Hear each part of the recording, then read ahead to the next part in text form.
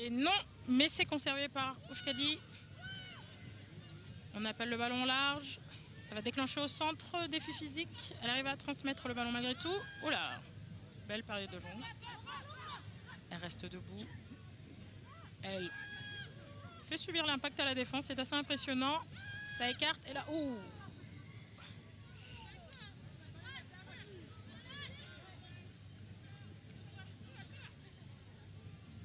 Ah, c'est très bien amené. Avec son crochet extérieur, elle a consommé la défense. Elle a pu ouvrir la porte pour sa joueuse. Et c'est un premier essai pour Oushkadi.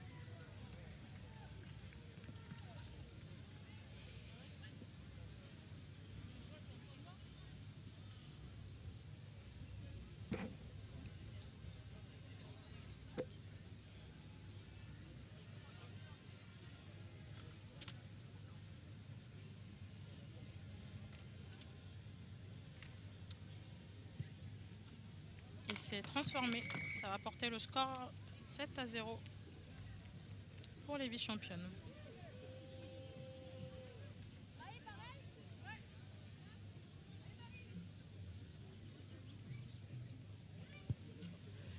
On en voit assez court. Trop court. On va revenir à un bras cassé au centre du terrain pour la Ligora.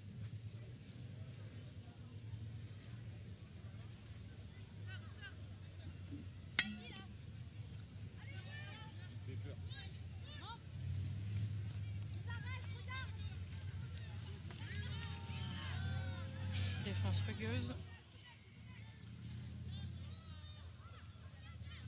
Ah oui, excellemment lancé dans l'intervalle, elle arrive à sortir les bras et ça va jouer au centre du terrain, ça passe au sol. Elle n'est pas tenue, elle peut se relever avec le ballon. Deuxième plaquage et ça écarte. Ah, beaucoup de vitesse. Ah, dommage, elle s'est engagée dans l'intervalle, elle n'a pas vu sa coéquipière. Ah, défense en inversé pour Oushkadi. Oh, plaquage haut. Et l'arbitre ne mettra pas de carton, simplement pénalité.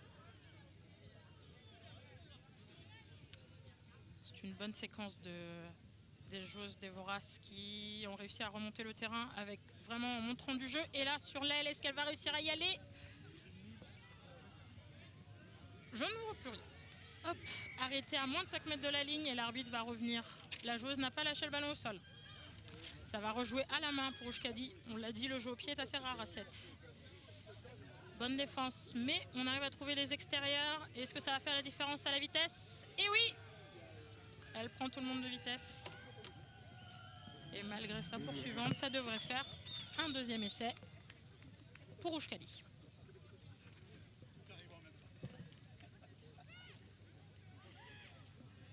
Et comme sa poursuivante s'est arrêtée, elle temporise. On l'a dit, c'est une particularité du set.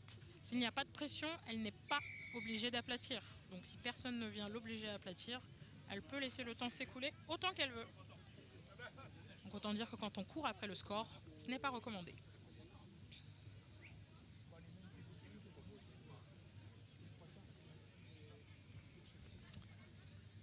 Et c'est transformé une nouvelle fois, ce qui porte le score à 14-0 pour les Basques.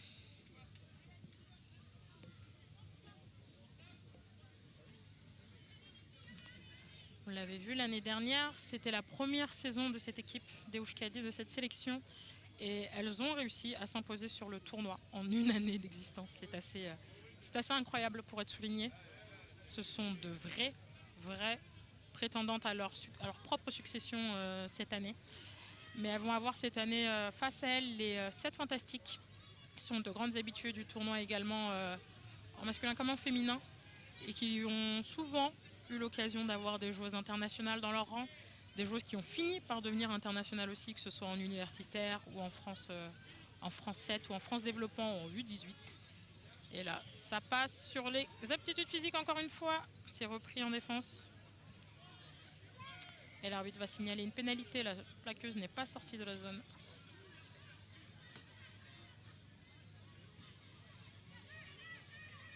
Oushkadi qui ne s'affole pas vraiment. On voit les changements de rythme. Elles temporisent balle en main et d'un coup, elles vont remettre une accélération au moment d'enclencher leur duel. Et là, elle a joué 2 duels de suite. Oula! Oula! Plus de peur que de mal. L'arbitre va revenir à un en avant et rendre la balle à la Ligora.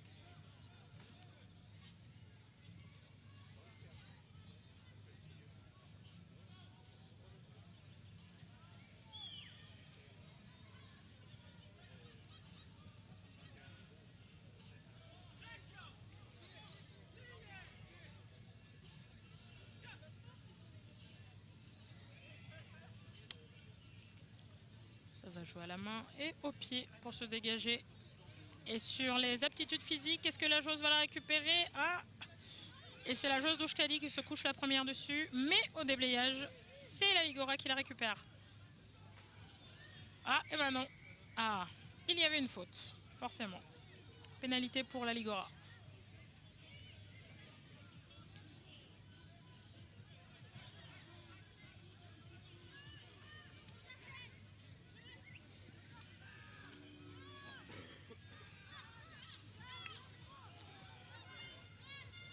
On écarte après avoir attaqué plein centre. La défense est toujours vigoureuse et on le voit, une joueuse aux jambes et l'autre qui essaie d'arracher le ballon. Ça n'a pas été fructueux cette fois, mais c'est en général très très efficace. Oh, et là c'est arraché. Hop, le ballon qui continue à vivre malgré le passage au sol. L'arbitre annonce avantage terminé.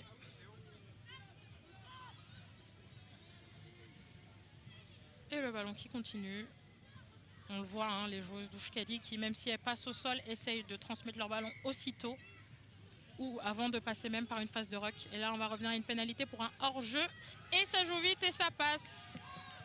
Et ça va faire un troisième essai pour Oushkadi et un doublé pour la numéro 7, si je dis pas de bêtises. Personne ne la poursuit. Ça peut encore durer longtemps si finalement... Et c'est Oushkadi. Troisième essai pour les Basques.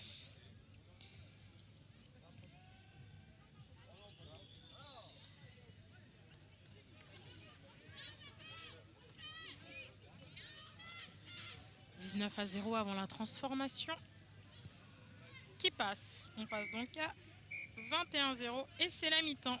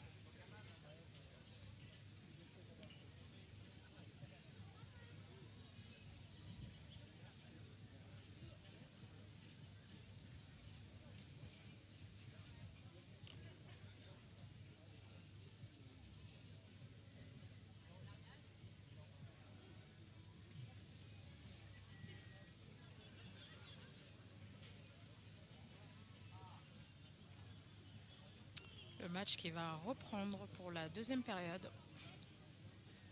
On le sait, hein, on peut en parler tout à l'heure, du besoin de récupération très très important, nécessaire à 7. Et ça passe par cette mi-temps qui est très courte et où il faut respirer, se réhydrater, retrouver des nutriments avant de remettre la tête dedans pendant 7 longues minutes.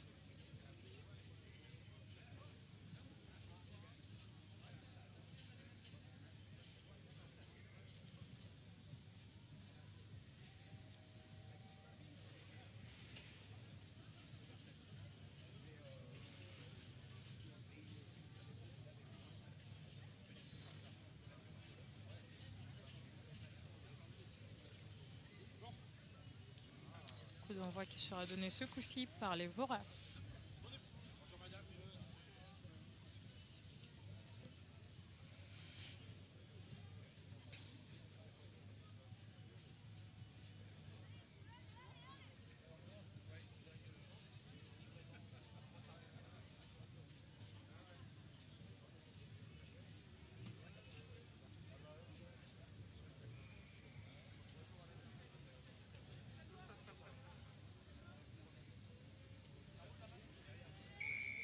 Et c'est reparti dans ce match.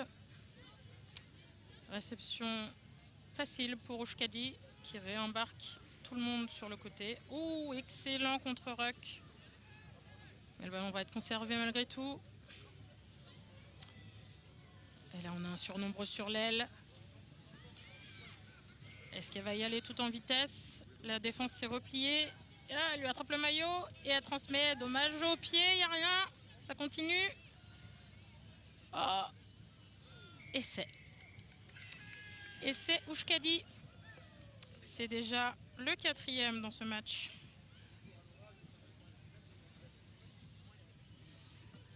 C'est un peu un match à sens unique. On l'avait dit, de toute façon, les Oushkadi jouent les meilleures places de ce championnat. On les attend sur les podiums de toutes ces étapes. Et pour l'instant, elles répondent présent.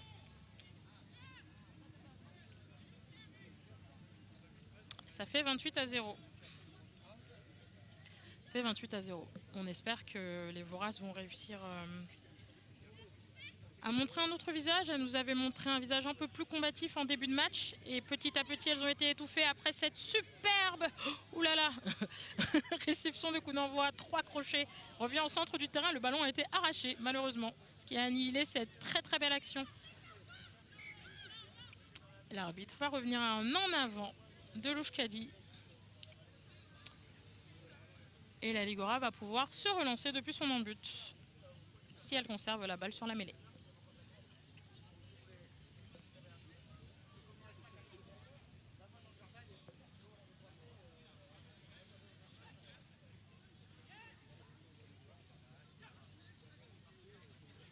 Donc on disait, hein, la mêlée qui est une phase très très compliquée à 7. Il faut mettre un gros impact. On n'a pas la possibilité de reprendre ses appuis très vite, très longtemps. Justement, on n'a pas beaucoup de temps pour reprendre ses appuis. Et on n'a pas le soutien de 2 lignes supplémentaires derrière. Donc c'est une phase de jeu qui a l'air simple et en fait qui est très très compliquée. Ah. Le soutien est là. Contre Ruck, pas victorieux. Elle attaque au ras du Ruck et le ballon est perdu. L'arbitre va revenir à un hors-jeu du côté des Basques. Il va nous rendre le ballon à la Ligora. Les Voraces qui ont réussi à remonter tout leur camp et qui vont essayer d'aller marquer cet essai. Elles en ont les capacités. En auront-elles les capacités? Petite imprécision, l'arbitre dit que le ballon est en arrière. Défense très rugueuse. Et contre Ruck. Qui va... Ah, les forces s'équilibrent et non. Finalement, le ballon est conservé. Oh oui, attention. Ah, dommage. Toujours ces petites imperfections qui font que la Ligora se met en difficulté alors qu'elle est... Et le ballon est perdu. Alors qu'elles sont dans l'avancée, qu'elles sont en train de mettre sur le reculoir les Basques. Et pourtant, ces petits détails qui ne leur permettent pas de... Et voilà, encore un débordement en bout de ligne de la numéro 7 pour son 3e essai individuel. Et c'est dommage, c'est très très cruel. C'est très très cruel parce que, à l'image de la précédente action où les Voraces avaient l'opportunité de marquer, ou c'était peut-être le match d'avant d'ailleurs, j'embrouille tout, elles ont pris une contre-attaque éclair. Et c'est déjà le 5e essai pour Oushkadi. Clairement, on ne les voit pas ne pas briguer les premières places du tournoi sur cette étape ou les premières places du tournoi en général. On les voit mal s'effondrer. On va voir ce que ça donnera contre des équipes de l'Euracabie. Mais pour l'instant, ça déroule pour les Basques et ça fait 7 points de plus.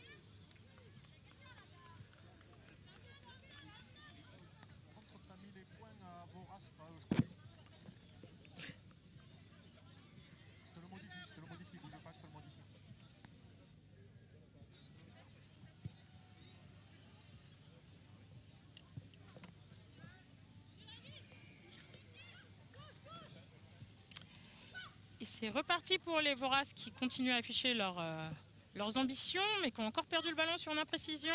Oushkadi, très rugueusement, qui reste debout. Et petit côté, ah là là, imparable. Et essai de la numéro 4. 6e essai.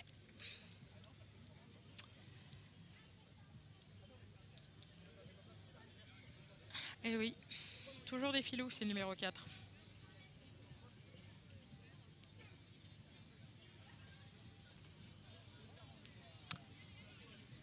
Il ne reste pas beaucoup de temps dans cette deuxième période. On imagine très mal les Voraces réussir à renverser le score. Et ce n'est pas transformé. Premier échec au pied de ce match.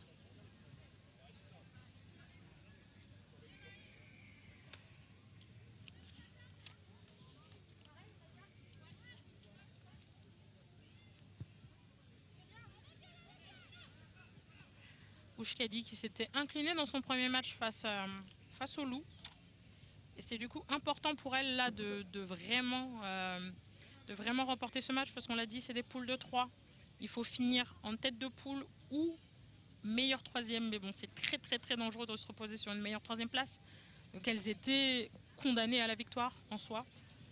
Elles sont assurées de finir dans les deux premières avec ce résultat, avant que le Loup n'aille défier les Voraces tout à l'heure pour essayer de contrarier un peu tout ça.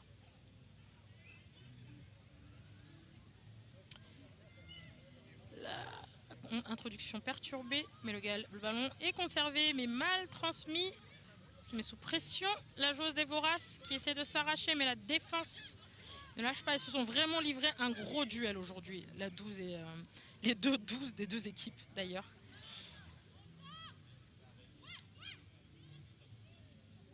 Et là on va jouer dans un jeu très frontal encore une fois, et l'arbitre qui va récompenser la défense. Extra roll. On le sait, hein, une fois qu'on est tenu, on ne peut pas rouler 2 fois sur soi-même au sol. Et c'est un doublé pour la numéro 4.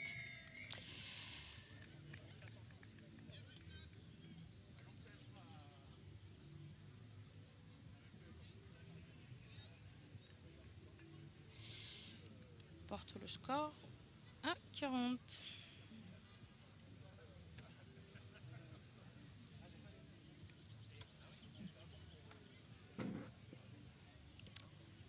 Score très très lourd, hein. C'est très compliqué de devoir se remobiliser après avoir pris un score pareil dans un match où les Voraces ont vraiment juste été privés de ballon.